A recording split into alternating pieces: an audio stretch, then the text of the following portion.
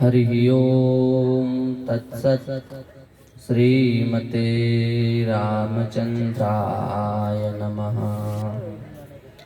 ओम नमः परमहंसास्वादित चरण कमल चिन्मकरंदाय भक्तजनमानस निवासाय श्रीरामचंद्राय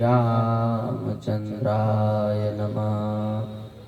ओम वागीशायस्य वदने श्रीलक्ष्मीर्यस्य च वक्षसि यस्यास्ते हृदये संवित् तं नृसिंहमहं भजे।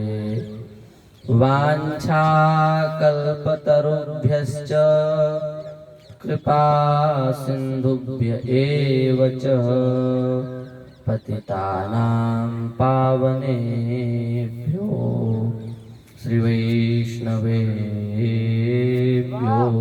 नमो नमः। जय जय श्री राधारमण,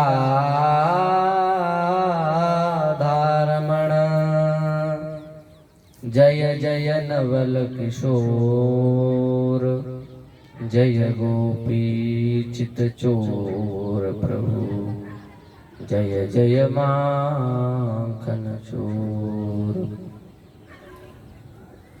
निखिल हे अप्रत्यनीक भक्तवांछा कल्पतरु, भक्त वत्सल शरणागत वत्सल दीन बंधु दया सिंधु नंदनंदन श्याम सुंदर की महती कृपा करुणा से हम सभी लोग मानव जीवन का सर्वोत्कृष्ट फल सत्संग श्रीमद् भागवत के दिव्य कथा चरित्र के माध्यम से श्रवण कर रहे हैं। यह श्री ठाकुर जी की हम सबके ऊपर विशेष कृपा करुणा है। यह श्रीमद् भागवत भगवान का साक्षात विग्रह है, भगवान का साक्षात स्वरूप है। अब कल श्रीमद् भागवत के 10 लक्षणों की चर्चा की गई। अत्र सर्गो विसर्गश्च स्थानं पोषण मूतयः मन्वन्तरेशानुकथा निरोधो मुक्तिराश्रयः। इन 10 लक्षणों पर श्रीमद् भागवत के इन 10 लक्षणों पर कल विवेचना की गई। आज उन 10 लक्षणों में जो मुख्य लक्षण है उसकी चर्चा आप सबसे कर रहे हैं। श्रीमद् भागवत के जो 10 लक्षण बतलाए गए उसमें 6वें स्कंद का जो लक्षण है पोषण, वह पोषण ही सभी लक्षणों में मुख्य लक्षण है। इस बात में किसी भी प्रकार का संदेह नहीं है कि सभी लक्षण अपने अपने स्थानों पर पूर्णतया सुव्यवस्थित हैं।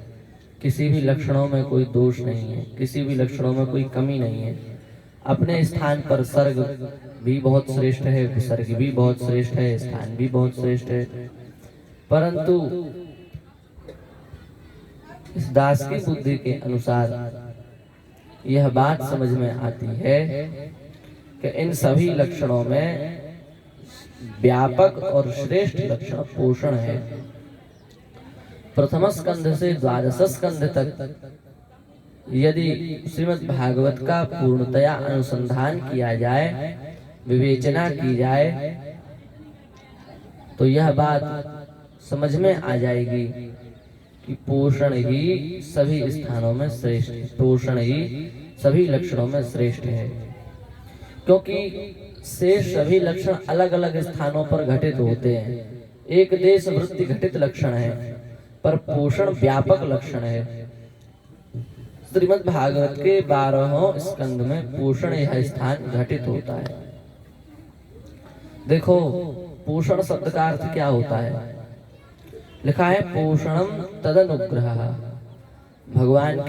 भगवान अपने भक्तों के ऊपर जो सहज अनुग्रह करते हैं, जो सहज कृपा करते हैं, उसे ही पोषण कहा जाता है। कैसे? बोले देखो, प्रथम स्कंद में भगवान ने कृपा की। किस पर कृपा की? संसार के मनुष्यों में कृपा करने की सामर्थ्य नहीं है। पर भगवान कृपा करते हैं। संसार का कोई जीव कृपा भी करे तो उसकी कृपा निस्वार्थ नहीं होती, किसी न किसी स्वार्थ से होती है। पर भगवान अपने भक्तों के प्रति सहज प्रेम करते हैं, सहज कृपा करते हैं। भगवान अपने भक्तों से निस्वार्थ प्रेम करते हैं। भगवान के अतिरिक्त और भगवान के भक्त के अतिरिक्त संसार में ऐसा कोई नहीं जो निस्वार्थ प्रेम करे। स्वार्थ लाग करहि सब प्रीति, गोस्वामी जी ने रामायण में कहा, सब स्वार्थ की से ही प्रीति करते हैं। स्वार्थ की पूर्ति न होने पर प्रेम भी समाप्त हो जाता है। पर हरि और हरिजन, भगवान और भगवान के भक्त, ये किसी स्वार्थ की पूर्ति के लिए कृपा नहीं करते, ये तो सहज कृपा करते हैं। सहज स्वभाव परो नवल किशोरी जू को, मृदुता दयालुता कृपालुता की राशि है। श्री राधा रानी सहज स्वभाव पर हो, उनका सहज ही ऐसा स्वभाव बन गया है। कैसा? बोले मृदुता की, दयालुता की, कृपालुता की राशि है। अगाध समुद्र है, समुद्र भी सीमित शब्द है। श्री राधा रानी असीमित कृपा करते हैं। न कहूँ न रिस कछु भूली हूँ, न हो तो सखी रहत प्रसन्न, सदा ही मुख हास्य है। कभी क्रोधित होना तो कभी समझा ही नहीं। न कहूँ न रिस रोज कछु भूली हूँ, न हो तो सखी, गलती से भी क्रोधित नहीं होती। रहत प्रसन्न, सदा प्रसन्न रहती। ये मुख हास्य है, उनके मुख कमल पर सदा प्रसन्नता की रेखाएं बनी रहती हैं। ऐसे सुकुमारी प्यारे लाल जो की प्राण प्यारे, धन्य धन्य धन्य थे जिनके इनके उपासी हैं।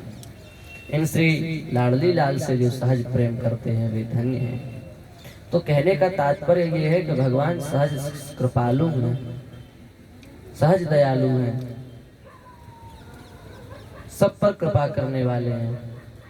और वस्तुतः भगवान की कृपा जब हो जाती है तो फिर संसार की कृपा की आवश्यकता नहीं पड़ती। संसार अपने आप झुक जाता है। ध्रुव जी को कोई पूछ नहीं रहा था, माता जी ने भगा दिया, पिताजी ने भी कुछ नहीं कहा। वही ध्रुव जी जब भगवान की कृपा को प्राप्त करके लौटे, तब देखिए आप, पिताजी माताजी सब आए हैं। लिखा है, जा पर कृपा राम की हुई, ता पर कृपा करें सब कोई। जा पर कृपा राम की होई, ता पर कृपा करें सब कोई। भगवान जिस पर कृपा कर दे फिर उस पर सभी कृपा करने लग जाते हैं।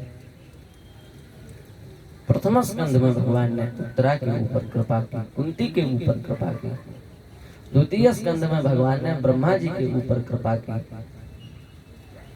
तृतीय स्कंध में भगवान ने ऋषियों पर कृपा की, प्रजा पर कृपा की, पृथ्वी का उद्धार किया है, जय विजय पर कृपा की। चतुर्थ स्कंध में भगवान ने ध्रुव जी पर कृपा की, पृथु जी पर कृपा की, दक्ष प्रजापति पर कृपा की, प्रचेताओं पर कृपा की। पंचम स्कंध में जड़भरत जी के ऊपर कृपा की, प्रियव्रत जी के ऊपर कृपा की, आग्नेत्र के ऊपर कृपा की, नाभि के ऊपर कृपा की, ऋषभदेव जी के रूप में भगवान प्रकट हुए। षष्ठ स्कंध तो भैया अजामिल जैसे पातक को भी भगवान ने, पापी को भी भगवान ने मुक्त कर दिया। अजामिलोप्यगाधाम किं पुनस्तुद्धया गृणन्, वह तो कृपा स्कंध ही है। वृत्रासुर पर कृपा की। सप्तम स्कंध में श्री प्रहलाद जी महाराज के ऊपर कृपा की। अष्टम स्कंध में श्री मनु महाराज के ऊपर कृपा की। नवम स्कंध में श्री दशरथ जी के ऊपर कृपा की, श्री अम्बरीश जी के ऊपर कृपा की, खट्वांग राजा के ऊपर कृपा की। कितनी कृपाएं भगवान ने की हैं। दसम स्कंध में भगवान ने गोपियों पर कृपा की, नंद बाबा पर कृपा की, यशोदा जी पर कृपा की, वसुदेव देवकी के ऊपर कृपा की, 10वां स्कंद भी कृपा का स्कंद है और एकादश स्कंद में तो भगवान ने कृपा का भंडार खोल दिया, जय जय कर दी। उद्धव जी को ज्ञान देने के बहाने से भगवान ने समस्त संसार में अपनी कृपा का विस्तार किया है। द्वादश स्कंद में भगवान ने मार्कंडेय जी के ऊपर कृपा की। इस प्रकार से श्रीमद् भागवत का प्रथम स्कंद से लेकर द्वादश स्कंद पर्यंत तक आद्योपांत चिंतन मनन और अनुशीलन अनुसंधान करने से यह बात मनगणंत नहीं अपितु शास्त्रीय सिद्धांत के दृष्टिकोण के आधार पर यह ज्ञात होती है। श्रीमद् भागवत के समस्त द्वादश स्कंद कृपा के ऊपर टिके हैं। इसलिए श्रीमद् भागवत के जो 10 लक्षण बताए गए हैं उनमें उन 10 लक्षणों में सर्वश्रेष्ठ लक्षण है तो वह पोषण है, क्योंकि पोषणं तदनुग्रह पोषणस्तद भगवान के भक्तों के ऊपर भगवान की जो सहज कृपा होती है यही पोषण है और यही पोषण श्रीमद् भागवत के समस्त द्वादश स्कंद में घटता है। इसी भावना के साथ श्री ठाकुर जी के चरणों में प्रणाम करते हुए हम अपनी वाणी को विराम देते हैं। जय जय श्री राधे, जय जय श्री राधे, जय जय श्री राधे।